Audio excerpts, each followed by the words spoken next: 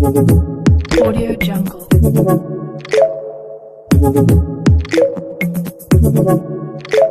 अस्सलामुअलैकुम नाज़रीन, अजीम बट मुखातिब हूँ आपसे एक दफ़ा फिर। और आज की वीडियो चूँकि हामिद मीर साहब के हालिया प्रॉब्लम पर होगी, और ये वीडियो बनाने में वक्त इसलिए लग गया कि मैं सोच रहा था कि मैं अपनी वो तलखी वाली लाइन जो है वो दोबारा से शुरू ना करूँ, लेकिन क्या करें, सच तो फिर तलख ही होता है और बयान भी करना है, और झूठ का सहारा लेकर आखिर झूठी टांगों से इंसान कितना सफ़र कर सकता है। और आज की इस वीडियो में भी बहुत से ऐसी चीज़ों से रेफरेंस देकर पुराने हम आपके ऊपर फैसला छोड़ेंगे कि आखिर इस बार मामला क्या बना। और जियो से अचानक हामिद मीर साहब का बंद हो जाना, जबकि ये बातें जो उन्होंने की हैं, अगर उसके ऊपर किसी भी किस्म का कोई भी इख्तलाफ था या प्रॉब्लम थी तो वो जियो पे तो उन्होंने की ही नहीं है, जियो के प्लेटफॉर्म पर तो उन्होंने की ही नहीं है। वो उनका ज़ाती इशू है, ज़ाती फेल है कि उन्होंने इस्लामाबाद की रोड पे खड़े होकर अगर कोई बात की है तो इदारे को उससे क्या मसला हो सकता है, और ये इदारा का बैकग्राउंड क्या है, इस इदारे की बैक क्या है, इन्होंने पहले क्या क्या किया है। और अचानक आज मतलब इस बार इस तरह के मामला पेश आना, इसके ऊपर गुफ्तगू करेंगे और उसके साथ साथ कुछ रिक्वेस्ट भी करेंगे गवर्नमेंट से भी, इदारों से भी, और बाकी कुछ तारीखी रेफरेंस भी बताएंगे। एक बड़ी लंबी लिस्ट है, अगर आप शुरू करें मुबशिर ज़ैदी से शुरू कर लें, आप नुसरत जावेद को ले लें, गुल बुखारी को ले लें, आप जो है वो एजाज सैयद को ले लें, उमर चीमा को ले लें, आप अहमद दुरानी को ले लें, मतीउल्लाह जान को ले लें। इसके अलावा बहुत से ऐसे सहाफ़ी हैं जो कि छोटे एरिया से ताल्लुक़ रखते थे, उनको तो बेचारों की जान तक चली गई है इस सहाफ़त के पेशे में। हामिद मीर साहब को गोलियां लगी, अफसार आलम साहब बीच में, असद तूर का हालिया मामला है। हमारा शक आखिर क्यों डायरेक्ट एजेंसियों पर चला जाता है? एजेंसियां इस मुल्क की हैं, हमें बिल्कुल उसकी रिस्पेक्ट होनी चाहिए, और रिस्पेक्ट है, लेकिन प्रॉब्लम तब आती है कि अगर इतनी बड़े इदारे पे और इतनी क्रेडिबल लोगों के ऊपर जब इल्ज़ाम लगता है और फिर वो किसी ना किसी नतीजे पर नहीं पहुंचता है। डेफिनेटली ये सहाफ़ी की बात नहीं है, अगर कोई आम सा बंदा, मुझे भी सहाफ़ी कंसीडर ना करें, एक मेरे ऊपर कोई हमला होता है या मुझे कोई प्रॉब्लम आती है और मैं जाके उसकी कंप्लेन करता हूँ, तो कंप्लेन के बाद उसका जब तक अगर नतीजा नहीं आएगा तो डेफिनेटली मैं तो फिर वो जो एजेंसियाँ तहकीकाती हो, चाहे वो पुलिस की एजेंसी हो, चाहे वो किसी हो कोई और एजेंसी हो जहाँ मैंने कंप्लेन की है, मैं तो उनको निशाना बनाऊंगा कि भाई आपने तहकीक नहीं की तो क्या आपने, जिस तरह फॉर एग्जांपल मैं कहता हूँ कि जनाब एक आम सा बंदा मजदूर उठकर जब कोई अपने किसी मालिक के खिलाफ कंप्लेन लेके जाता है और वो कंप्लेन जो है वो उसके ऊपर अमल दरामद नहीं होता, तो मजदूर के बाद जब मीडिया जाता है तो मजदूर मीडिया को बयान देता है पुलिस वाले जड़े ने वो मेरे माल के अंदर रल गए ने, वो अंदर खाते जड़ा है ना सेटिंग हो गई है। ये तो एक आम सी परसेप्शन है पुलिस के बारे में, तो फिर इससे ऊपर चले जाएंगे तो फिर मुझे नहीं पता कि किसके साथ सेटलमेंट होती है। बहरहाल बात यह है कि ये जितने मैंने आपको नाम गिनवाए हैं, इनके ऊपर किसी पे बंदिशें लगी हैं, किसी के ऊपर हमले हुए हैं, कई लोग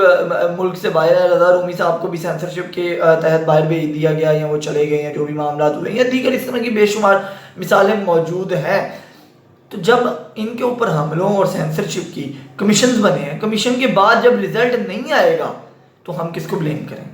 और ये लोग, आम लोग से मुराद ये नहीं, ये कोई आसमान से नहीं उतरे, डेफिनेटली इंसान है, लेकिन हमारे मुआशरे में एक मुकाम रखते हैं। बहुत से लोगों की बहुत सी कुर्बानियाँ हैं, किसी की सहाफ़त के लिए हैं, किसी की जमहूरियत के लिए हैं, किसी की किसी चीज़ के लिए है। मैं कहता हूँ किसी चीज़ के लिए ना भी हो,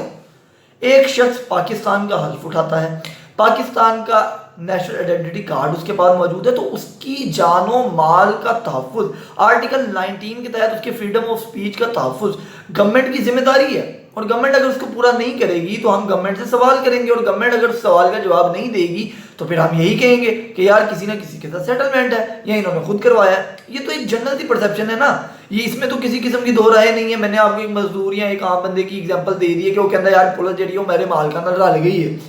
और पाकिस्तान में कौन मालिक है वो सबको मालूम है। मैं बताऊंगा तो शायद मेरे फिर एक और केस बन जाएगा, तो लिहाजा मैं तो नहीं खुल के गुफ्तगू करूंगा, because I am not Hamid Mir, I am not Matiullah Jan, कि जिसके बाद फिर शायद मेरे घर में अपोजिशन के रहनुमा भी आए और ताज़ियत भी करें, मेरे पीछे से शायद कोई आए भी ना। तो बात यह है कि लेकिन हम एक छोटा सा उस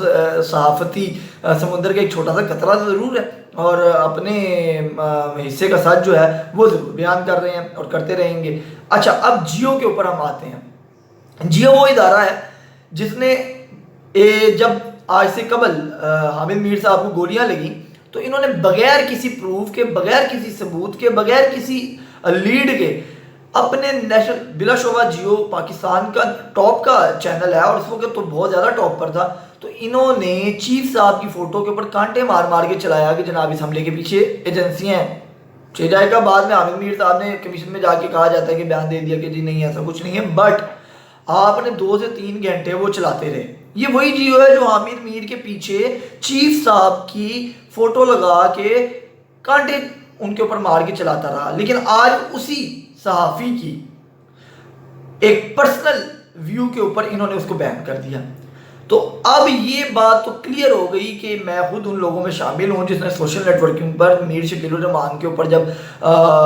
کیس چلا اور یہ جیل میں گئے تو حامد میر تو چونکہ ان کے ملازم تھے، حامد میر نے ان کو ڈیفینڈ کس طرح سے کیا کہ جناب آزادی صحافت پر حملہ ہو گیا، جناب والا جناب آزادی اظہار کو جناب ٹھوک دیا گیا، ایک صحافی کو قید کر لیا گیا. انہوں نے یہ نہیں کہا کہ میرے مالک کو قید کر لیا گیا، بیکاز وہ بزنس مین ہے. ٹھیک ہے، یہ آج کا اس بار کا ایکٹ بتاتا ہے کہ جیو کے مالکان بھی صحافی نہیں ہیں، وہ سیٹ ہی ہیں اور مالکان ہی ہیں. تو میرا خیال ہے کہ شادیب خانزادہ صاحب، سلیم صافی صاحب اور دیگر لوگوں کو اس چیز کو باور کر لینا چاہیے کہ سیٹ سیٹ ہوتا ہے، مالک مالک ہوتا ہے، صحافی صحافی ہوتا ہے. جب سیٹ کے اوپر برا وقت آتا ہے تو صحافی اپنے پورے گھنٹے کا پروگرام اپنی کریڈیبلٹی خراب کر لیتے ہیں یہ کہہ کے کہ میرا مالک صحافی ہے، میرا مالک صحافی ہے، میرا مالک صحافی ہے، اس کو پکڑا تو صحافت پر حملہ ہے. لیکن جب اس کے اوپر برا وقت آتا ہے تو سیٹ صاحب کہتے ہیں کہ دیکھیں میں نے اپنی لیگل ٹیم بٹھائی ہے، وہ اس کے اوپر مشاورت کرے گی کہ آپ کے الفاظ ٹھیک تھے یا نہیں تھے، تو پھر ہم آپ کو آن ایئر کریں گے.